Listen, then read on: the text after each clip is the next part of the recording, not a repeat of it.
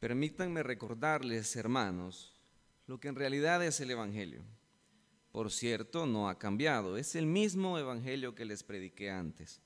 Ustedes lo aceptaron y perseveran en él, porque cimentaron su fe en este glorioso mensaje. Es por medio de este mensaje que ustedes alcanzan la salvación, es decir, si todavía lo creen firmemente y si la fe que mostraron al principio era sincera. Lo primero que hice fue transmitirles lo que me enseñaron, que Cristo murió por nuestros pecados, tal como las Escrituras lo habían predicho, y que fue sepultado y que al tercer día se levantó de la tumba como estaba profetizado. Pedro lo vio y más tarde se apareció a los 12. Después se apareció a más de 500 cristianos a la vez, la mayoría de los cuales viven todavía, aunque algunos han muerto ya. Luego se apareció a Jacobo y después a todos los apóstoles. Y por último, mucho después que a los demás, como a uno que había nacido casi demasiado tarde, se me apareció a mí. Soy el más insignificante de los apóstoles, título que ni siquiera debería ostentar por lo mucho que perseguía la iglesia de Dios. Mas lo que soy, lo soy por la gracia de Dios, y su gracia no ha sido en vano, porque he trabajado más que todos ellos, si bien es cierto que no he sido yo el que ha hecho la obra, sino Dios que ha obrado por medio de mí para bendecirme. Pero no importa quién trabajó más, lo importante es que les predicamos el Evangelio y que lo creyeron. Ahora díganme esto, si creyeron lo que les predicamos, que Cristo resucitó, ¿por qué algunos andan diciendo que no existe la resurrección de los muertos? Si no hay resurrección, Cristo no resucitó tampoco. Y si no resucitó, vana es nuestra predicación y vana es la fe que en Dios hemos depositado. Y los apóstoles seríamos unos mentirosos, porque afirmamos que Dios levantó a Cristo de la tumba. Y tontos son ustedes al esperar que Dios los vaya a salvar. Todavía están bajo la condenación del pecado. Además, los cristianos que ya han muerto están perdidos. Si el ser cristiano nos fuera de valor solamente en esta vida, somos los seres más desgraciados del mundo. Pero Cristo sí resucitó. Y al resucitar se convirtió en el primero de los millones que resucitarán un día. Simplemente estoy volviendo a leer lo que ya leímos en la lectura bíblica, nada más que en otra versión. La resurrección de Cristo se convierte en el elemento clave del plan de salvación de Dios, al ser la evidencia más clara e irrefutable, al proveer una afirmación indudable de lo que Cristo venía a realizar en esta tierra. Al ser un elemento fundamental de lo que es el Evangelio y del plan de salvación, la resurrección ha sido puesta en tela de duda a través de los siglos y han intentado sin éxito demostrar que la resurrección no sucedió, o han intentado probar de que la resurrección de Jesucristo es un fraude. Pero aunque la resurrección ha sido cuestionada y ha sido presentada evidencia indudable de que la resurrección de Jesucristo fue cierta, más que preguntarnos cuáles son las evidencias que prueban que la resurrección fue verdadera, me propongo examinar con ustedes hoy qué es lo que la resurrección demuestra. No demostrar la resurrección, sino examinar qué es lo que la resurrección demuestra.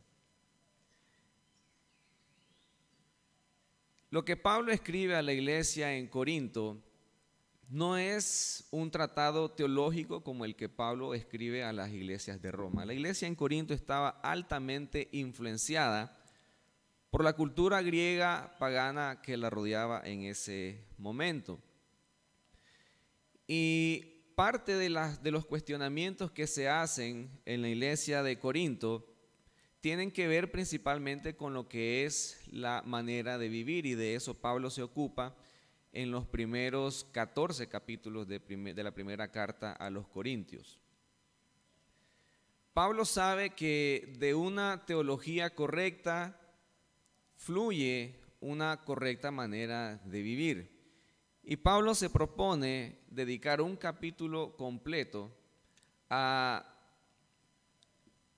argumentar acerca del cuestionamiento que se hacía en los corintios acerca de la resurrección.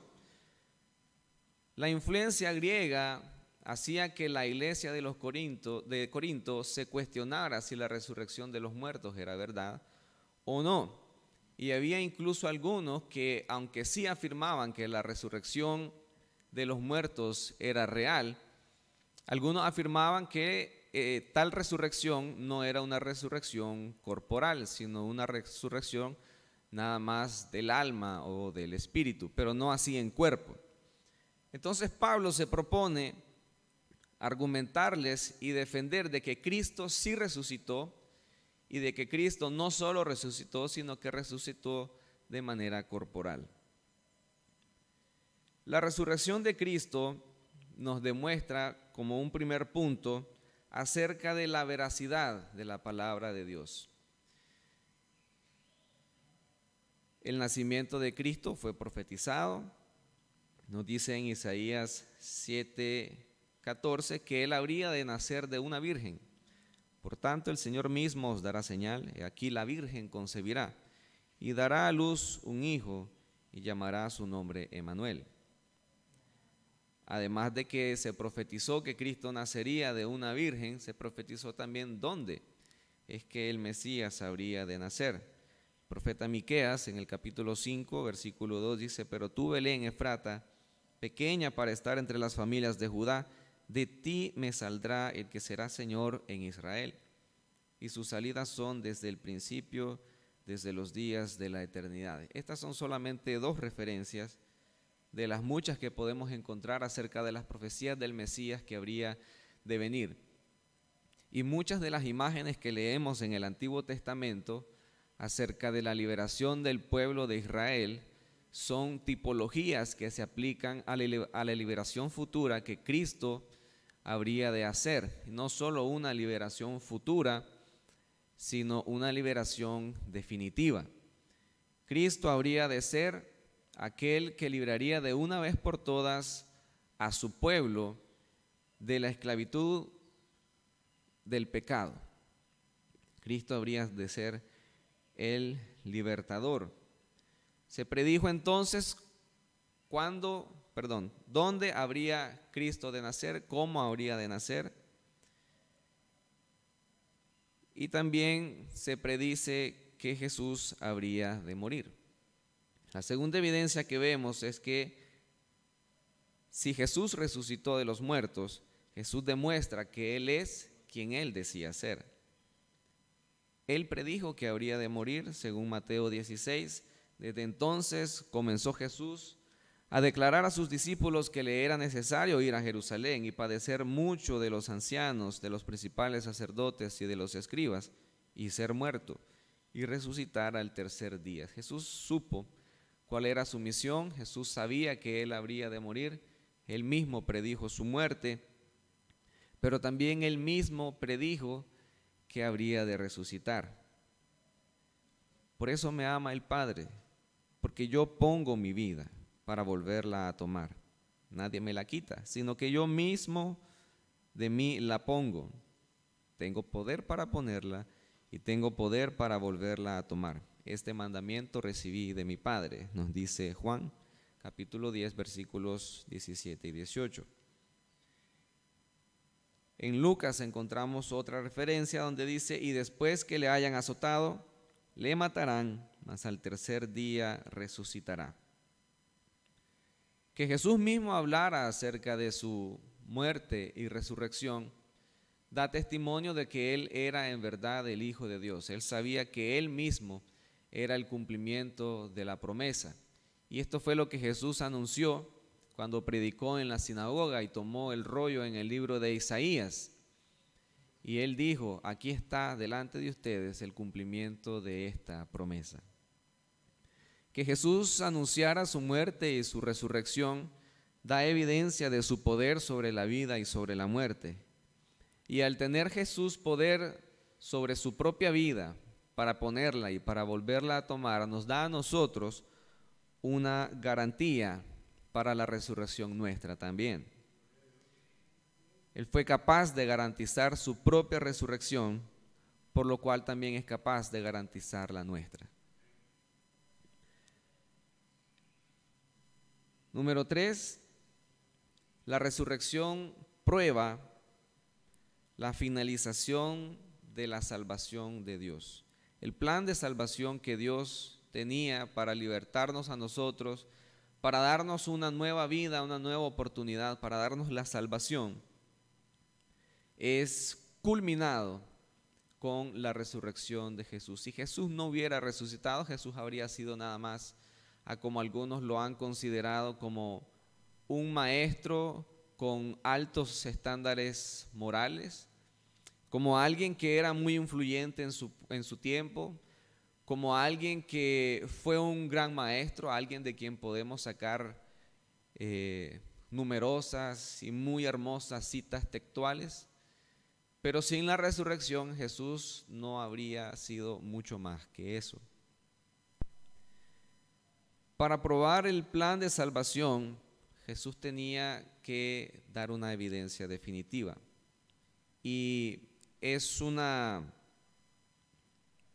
elemento clave lo que dice Romanos en el versículo 24 y 25, sino también con respecto a nosotros, a quienes ha de ser contada, esto es, a los que creemos en el que levantó de los muertos a Jesús, Señor nuestro, el cual fue entregado por nuestras transgresiones y resucitado para nuestra justificación. Él fue entregado por nuestras transgresiones. Él llevó la culpa de lo que nosotros habíamos hecho.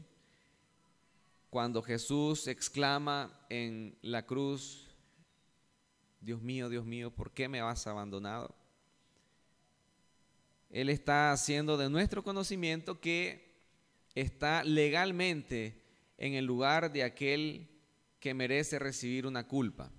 Sabemos que Jesús tomó ese lugar siendo el inocente de todo pecado, sino que tomó sobre sus hombros la culpa del mundo entero y ocupó el lugar de nosotros los pecadores para darnos a nosotros la libertad.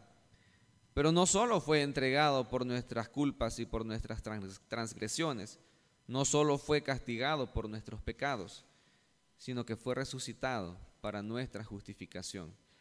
Luego de haber sido castigado, luego de haber sido abandonado momentáneamente por Dios y haber bebido por completo la copa de la ira de Dios por el castigo de nuestros pecados, Él también fue resucitado y nuestra justificación y nuestra salvación es ahora una obra completa. Y esto es a lo que Jesús se refiere cuando Él exclama tetelestai o consumado es. Esta palabra griega tiene una connotación comercial y es lo que se usaba en los contratos o en las facturas para aludir a una deuda que había sido pagada por completo. Jesús dice, está hecho, está completo, está terminado. No hay nada que le haga falta, no hay nada que se le pueda agregar. Todo el precio está pagado completamente. Y Jesús fue entregado por nuestros pecados y resucitado para nuestra justificación. Él pagó satisfactoriamente el precio completo de nuestros pecados. La resurrección de Cristo testifica la veracidad de la palabra de Dios, la evidencia que Jesús era quien Él decía ser, nos demuestra la finalización de la salvación de Dios. Número 4, la resurrección de Cristo establece el fundamento para la existencia de la iglesia, de la cual Él es la cabeza. Leímos en 1 Corintios, donde dice, ahora díganme esto, si creyeron lo que les predicamos, que Cristo resucitó, ¿por qué algunos dicen que no existe la resurrección de los muertos? Si no hay resurrección, entonces tampoco Cristo resucitó. Y si no resucitó, en vano entonces nosotros predicamos y en vano ustedes han puesto su fe en Dios. Y no solo la hemos puesto en vano, sino que los apóstoles serían unos mentirosos y ustedes serían unos tontos al esperar que Dios los salve. Seríamos nosotros los más dignos de lástima, seríamos los más dignos de conmiseración, dice la otra versión. ¿Para qué haríamos todo lo que hacemos? Si Cristo no resucitó, su cuerpo está todavía en una tumba, nada de lo que nosotros hacemos o pudiéramos hacer en este lugar tendría sentido. Nada nos diferenciaría de cualquier otra religión pagana, no habría ninguna diferencia entre alguna otra secta, porque nuestra fe y todo lo que nosotros hacemos estaría basado en una mentira, porque si no existe resurrección, Cristo tampoco resucitó y en vano haríamos todo lo que hacemos. Pero sabemos que Cristo sí resucitó y eso establece el fundamento para que la iglesia de Jesucristo exista. Y no solamente que la iglesia exista, sino que nosotros pasamos a ser una extensión de lo que Cristo es. Y la imagen es de que Cristo es la cabeza y nosotros somos el cuerpo. Para que el Dios de nuestro Señor Jesucristo, el Padre de gloria, os dé espíritu de sabiduría y de revelación en el conocimiento de Él, alumbrando los ojos de vuestro entendimiento para que sepáis cuál es la esperanza a que Él os ha llamado y cuáles las riquezas de la gloria de su herencia en los santos y cuál la supereminente grandeza de su poder para con nosotros, los que creemos, según la operación del poder de su fuerza, la cual operó en Cristo, resucitándole de los muertos y sentándole a su diestra en los lugares celestiales, sobre todo principado y autoridad y poder y señorío y sobre todo nombre que se nombra, no solo en este siglo, sino también en el venidero. Y sometió todas las cosas bajo sus pies y lo dio por cabeza sobre todas las cosas a la iglesia, la cual es su cuerpo, la plenitud de aquel que todo lo llena en todo. La iglesia no es una organización, la iglesia es un organismo vivo, unido a Cristo. La iglesia ha de ser entonces una extensión de la gloria de Dios en este mundo, una extensión del poder de Dios en este mundo. Hemos nosotros de reflejar el carácter de Dios hacia aquellos que están perdidos. Hemos de ser nosotros sal y luz en este mundo de perdición. Hemos nosotros de ser un reflejo del carácter de Dios, reflejar la santidad de Dios, dar gloria a Dios en todo lo que hacemos. La iglesia no existe para honrar una denominación, la iglesia no existe para honrar a un hombre, sea pastor, sea diácono, sea cualquier tipo de líder. La iglesia debe estar regida y apuntar todo lo que hace hacia la gloria de Dios. Somos nosotros una expresión del poder de Dios, de una expresión de su majestad. Nosotros estamos para testificar acerca de su poder y sin la resurrección, nada de esto tendría un propósito y nada de esto tendría un fin. La resurrección testifica de la veracidad de la palabra de Dios, evidencia que Jesús era quien decía ser. Nos demuestra la finalización de la salvación de Dios, establece el fundamento para la existencia de la iglesia. Número 5, prueba la inevitabilidad del juicio de Dios. En la cruz convergió la perfecta justicia y el perfecto amor de Dios.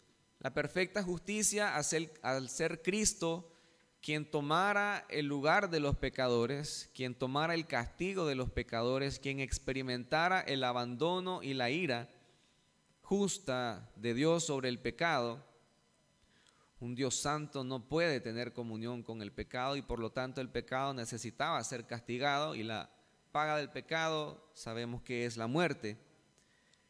Pero también la cruz es una manifestación del inmenso amor de Dios y debemos realmente tener mucho cuidado de no sobreenfatizar uno de los atributos de Dios, pasando por alto los otros. Ciertamente sí, la cruz es una manifestación del inmenso amor que Dios tiene por nosotros, sus hijos, los que ahora somos hechos hijos. Pero también la cruz es un símbolo de cuán depravados realmente nosotros somos, porque se requirió que el perfecto Hijo de Dios, sin pecado, sin mancha, fuera a morir en ese lugar. Alguien que no debía nada, alguien que no había hecho nada, y todavía fue por nosotros que Él estuvo en ese lugar. Y al ser Cristo resucitado, Él se levanta no solo como Salvador, sino también como un juez. Porque el Padre a nadie juzga, sino que todo el juicio dio al Hijo. Estoy leyendo en Juan capítulo 5. Para que todos honren al Hijo como honran al Padre. El que no honra al Hijo, no honra al Padre que le envió. De cierto os digo, el que oye mi palabra y crea al que me envió tiene vida eterna, y no vendrá a condenación, mas ha pasado de muerte a vida. Aquí tenemos a Dios, a Jesús como Salvador. De cierto os digo, continúa en el versículo 25, viene la hora, y ahora es cuando los muertos oirán la voz del Hijo de Dios, y los que la oyeren vivirán. Pero como el Padre tiene vida en sí mismo, así también ha dado al Hijo tener vida en sí mismo. Y también le dio autoridad de hacer juicio, por cuanto es el Hijo del Hombre. No se maravillen de esto, porque vendrá hora cuando todos los que están en los sepulcros oirán su voz, y los que hicieron lo bueno saldrán a resurrección de vida, mas los que hicieron lo malo a resurrección de condenación. Al resucitar, Cristo recibe la autoridad máxima para ser el Salvador de la humanidad, para todos aquellos que se arrepienten de sus pecados, para todos aquellos que vuelven hacia Dios.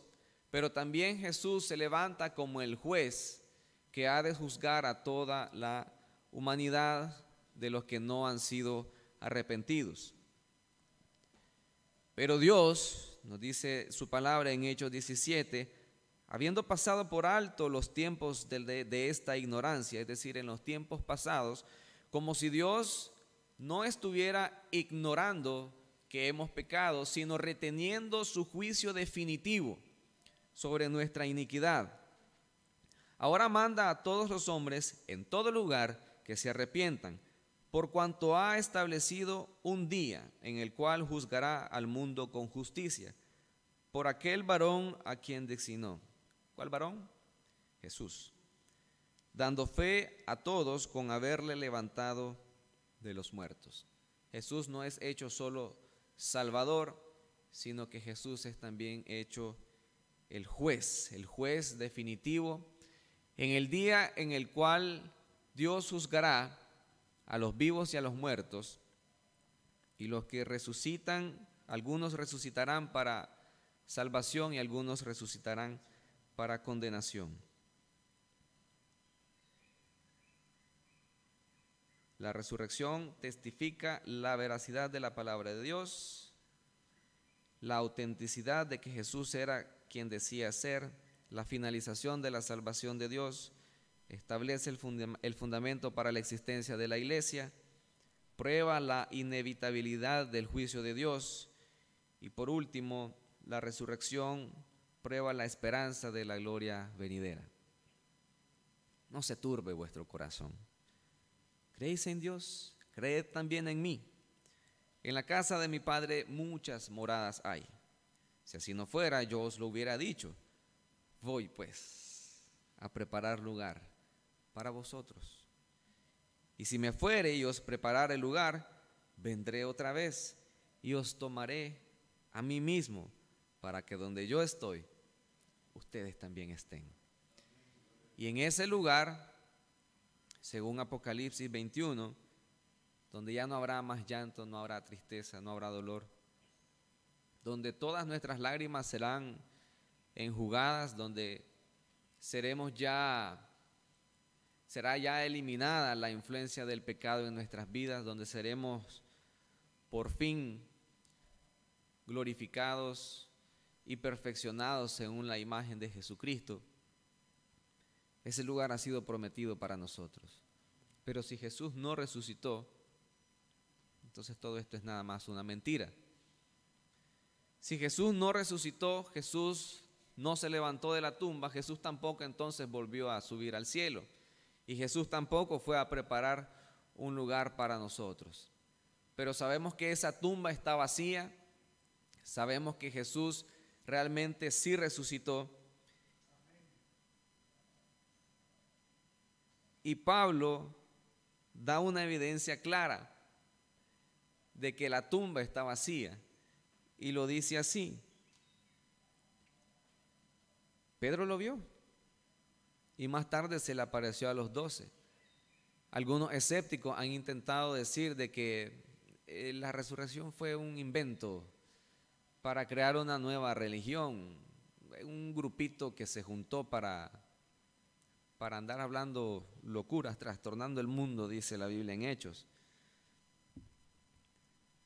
Pero después se le apareció a más de 500 personas, y aquellos que han dicho que eso era alucinaciones colectivas, realmente no tienen ninguna base para demostrar eso, porque las alucinaciones, según dicen los mismos científicos, no es posible o es muy poco probable que más de 500 personas alucinen lo mismo. La mayoría de los cuales viven todavía. Pablo está diciendo, se le apareció a Pedro, se le apareció a los 12 y a más de 500 personas. La mayoría todavía están vivos. Lo que Pablo está diciendo, vayan y pregúntenle. No me crean a mí, vayan y pregúntenles a aquellos que lo vieron. Ahí están vivos. Vayan, quítense la duda y pregúntenle. No solo yo lo vi, porque también dice, se me apareció a mí como un abortivo, yo lo vi. Pero vayan y pregúntenle a aquellos que están vivos todavía, y ellos les van a decir que sí vieron a Cristo resucitado. Hay evidencia clara de que Cristo resucitó. La tumba está vacía. Nuestra fe tiene un fundamento. Podemos creer en la palabra de Dios que ha sido revelada. Podemos creer que Jesús afirmó ser el Mesías porque Él es el Mesías. Nos da razón de nuestras reuniones, nos da razón de nuestra existencia como iglesia. También nos hace temer por el juicio que ha de venir, no sobre nosotros, porque nosotros, los que creemos en Él, resucitaremos para vida, pero nos da razón para salir y anunciar estas buenas nuevas de salvación a todo el mundo, para los que aún no han creído, porque hay un día determinado para el juicio. Y nos da una esperanza de que donde Él está, nosotros también vamos a estar con Él. La muerte no tuvo poder sobre su vida, la muerte no lo pudo detener, la muerte no tiene tampoco autoridad y poder sobre nosotros. ¿Dónde está, oh muerte, tu aguijón? ¿Dónde, oh sepulcro, tu victoria? Mas gracias sean dadas a Dios, que nos da la victoria por medio de nuestro Señor Jesucristo. Padre, te honramos, te glorificamos, porque por medio de tu muerte y tu resurrección nos has provisto de la salvación, nos has llenado de esperanza, nos has llenado de fe, nos has dado un motivo para vivir, nos has dado esperanza para una vida venidera, nos das consuelo para soportar las aflicciones de esta vida, nos das certeza de que podemos confiar en tu palabra. Señor, permite que nuestros corazones se llenen de gratitud y de gozo, de ver una tumba vacía, de saber que te has levantado de los muertos y que así como tú te levantaste, nosotros también resucitaremos. Que esta vida no es lo único que nosotros hemos de experimentar, sino que tenemos una esperanza eterna. Señor, creemos que tú has preparado un lugar para nosotros una vez que nos toque dejar esta tierra. Y que tu muerte no sea solamente un motivo para gozarnos con nosotros mismos como iglesia, sino que sea una gran motivación para salir y anunciar tu palabra a los que están perdidos. Señor, tú eres el Salvador, pero tú eres también el juez. Y sabemos que juzgarás con justicia a todos aquellos que se han resistido a tu mensaje, a todos aquellos que han rechazado tu palabra. Señor, que podamos amar al prójimo de una forma tal que prediquemos insistentemente acerca del peligro del juicio venidero, que prediquemos el arrepentimiento de los pecados, para que podamos, juntamente con muchas personas más, resucitar para vida eterna y no para condenación. Señor, gracias porque has tenido misericordia de nosotros y no nos has dado lo que nuestros pecados merecen, sino que has tenido misericordia y nos has demostrado ese perfecto plan de salvación por medio de Jesucristo en su crucifixión, su muerte y su resurrección. Gracias, Señor, porque la muerte no tiene poder sobre nosotros, porque así como tú tienes vida en ti mismo, también tienes poder para dar vida a todos aquellos que creemos en ti. En el nombre de Cristo Jesús estamos infinitamente agradecidos por todo lo que has hecho por nosotros y celebramos hoy tu resurrección. Amén.